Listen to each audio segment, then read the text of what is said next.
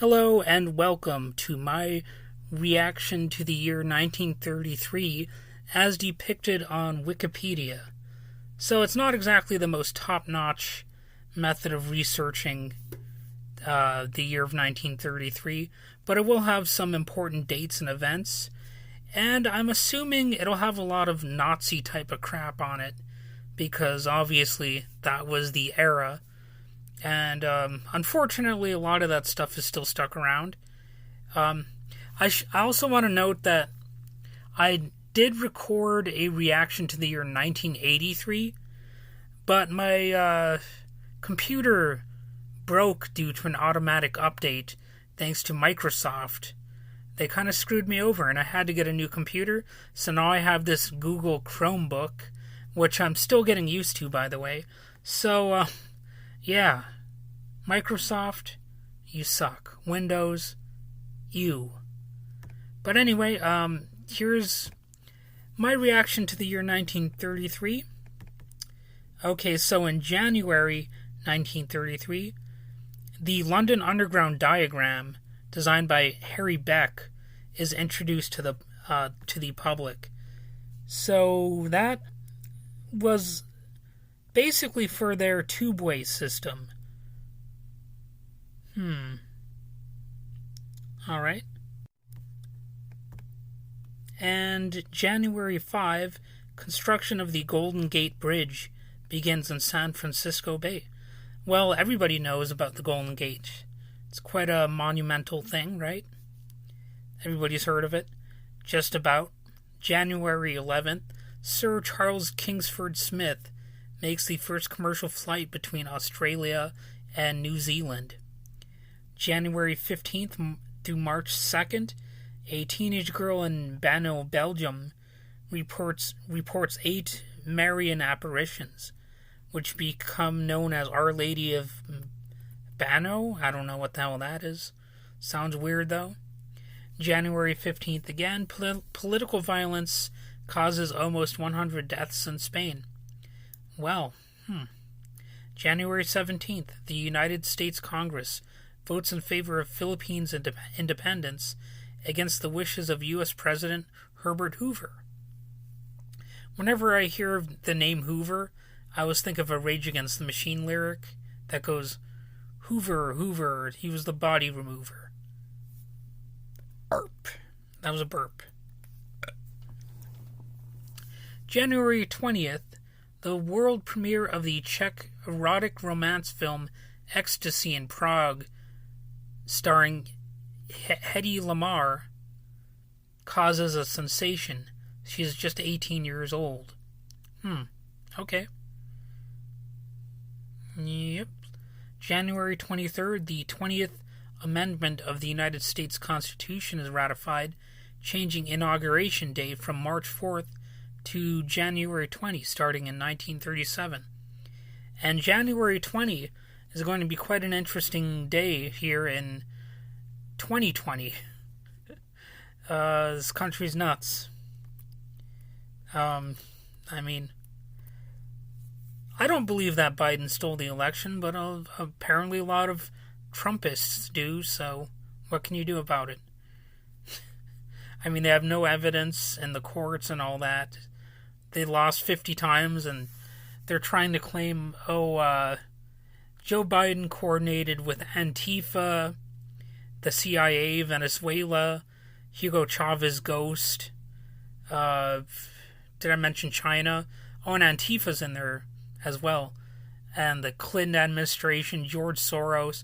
Basically, all these characters and countries that are boogeymen to the right-wingers, they just threw them all in there in these court case claims. And it's like a dartboard, like seeing which darts will actually stick. And apparently none of them have, so maybe that's not the most fitting analogy. Because usually even like somebody who's really shitty at playing darts, at least some of them will actually hit the board. Maybe by dumb luck they would even get a bullseye. But in this case, no, they're all missing that board. But anyway, moving on, January 28th, Pakistan Declaration. Chaudhry Ramat Ali publishes in Cambridge, England, a pamphlet entitled Now or Never, Are We to Live or Perish Forever?, in which he calls for the creation of a Muslim state in northwest India that he calls Pakistan. This influences the Pakistan movement. Obviously a vitally important day. January 30th, Nazi leader Adolf Hitler is appointed Chancellor of Germany by President of Germany Paul von Hindenburg. And that could be likened to another Hindenburg disaster. Also, Edouard Daladier forms a government in France in succession to Joseph Paul Boncourt. He is succeeded on October 26th by Albert Sarrat and on November 26th by Camille Chautemps. So I suck at pronouncing French words. So be prepared for that when I read, some of these events here. And basically, I suck at pronouncing a lot of different words in general. So here's some actual good news. On the same day that Hitler, rose into power, the Lone Ranger is broadcast for the first time on American radio. So that's possibly good news anyway. Definitely better than the Hitler shit. Okay, on February 1st, Adolf Hitler gives his proclamation to the German people in Berlin. Like I said, this would have a lot of Hitler-type news. So, yeah, it was that time frame. On February 2nd, a second international conference on disarmament ends without results. It tries to limit the army sizes of the major powers, while Germany is entitled to 200,000. Germany leaves the conference because a plan postpones the limitations for 4 years. Okay. February 3, Adolf Hitler gives a secret speech to his military leaders, outlining his plans to rearm Germany in defiance of the Treaty of Versailles and to adopt a policy of Lebensraum in Eastern Europe. So basically, he was coordinating in secret. And February 5, a mutiny starts on the Royal Netherlands Navy coastal defense ship Die Savon Provincienne in the Dutch East Indies. After 6 days, it is bombed by Dutch aircraft, killing 23 men, and the remaining mutineers surrender. February 6, the 20th Amendment to the United States Constitution goes into effect. Okay, we talked about that earlier. February 6 through 7, officers on the USS Ramapo record a 34-meter-high sea wave in the Pacific Ocean. Well, kind of a big wave there, huh? February 9th, the king and country debate. I'm so used to seeing the word country and thinking it's county. I don't know why that happens in my brain, but it happened again. The Oxford Union Student Debating Society in England passes a resolution stating that this house will in no circumstances fight for its king and country. Okay. February 10, the New York City-based Postal Telegraph Company introduces the first singing telegram. People don't seem to do anything like that anymore. They don't have singing telegrams very often. They don't have, quality service at the gas station, gas pump. Nobody talks about a milkman or doctors making house calls.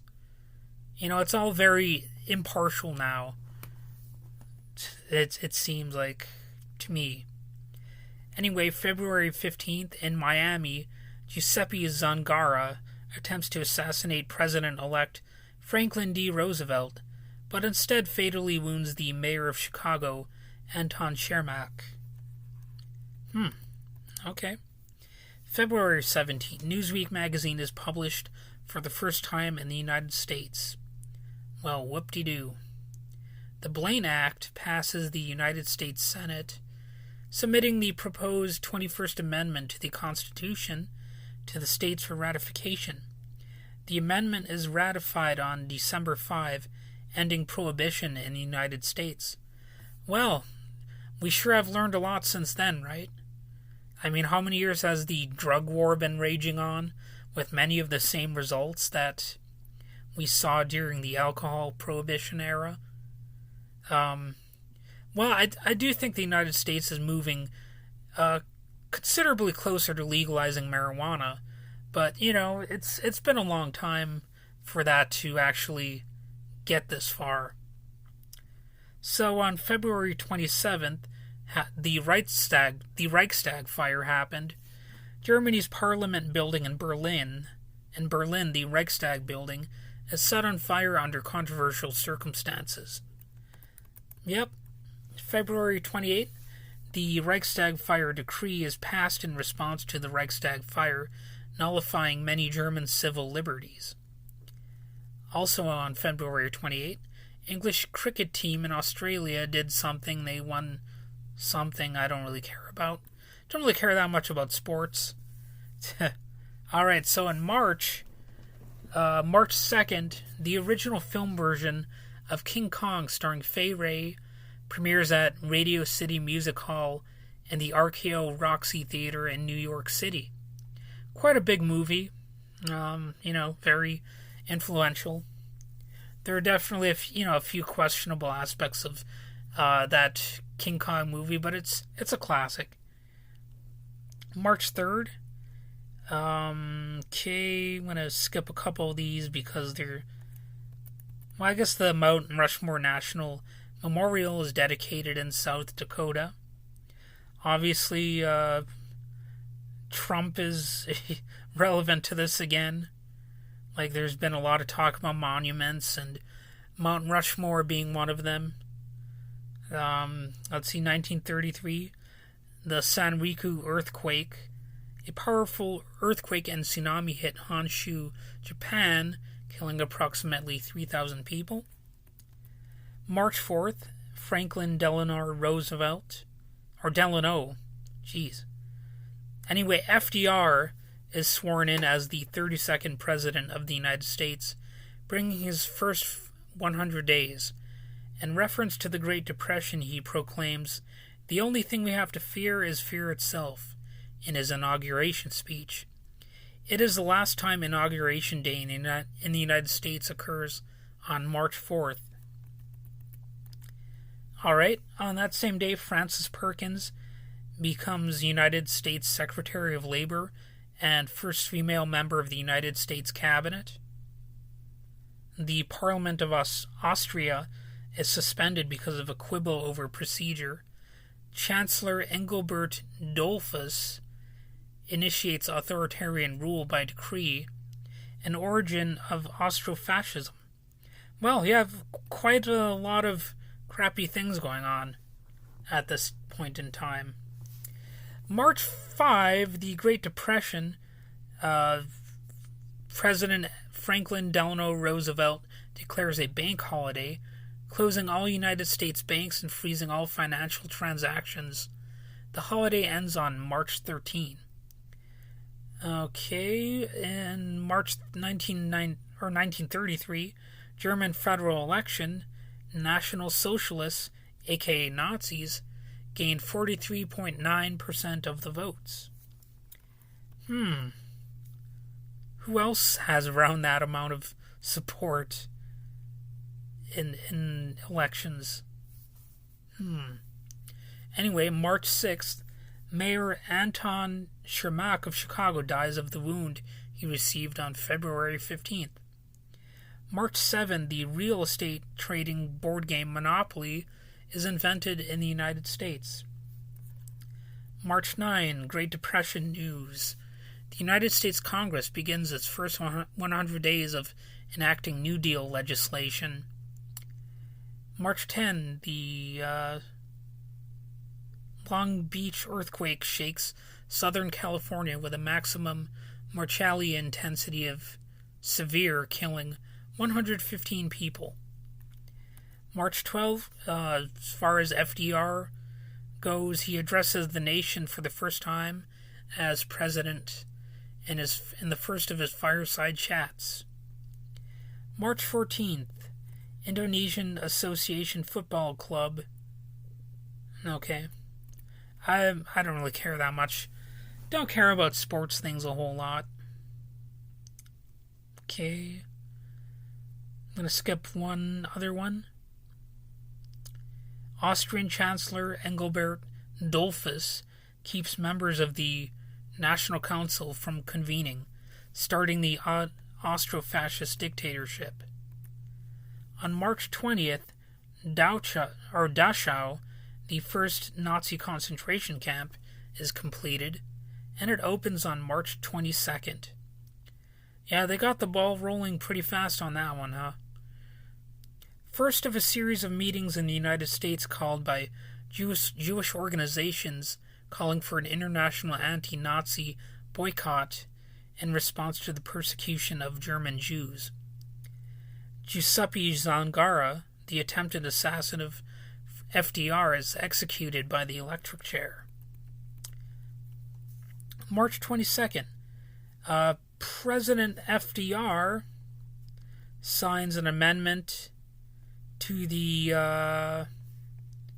Volstead Act, known as the Cullen-Harrison Act, allowing the manufacture and sale of 3.2% alcohol and light wines.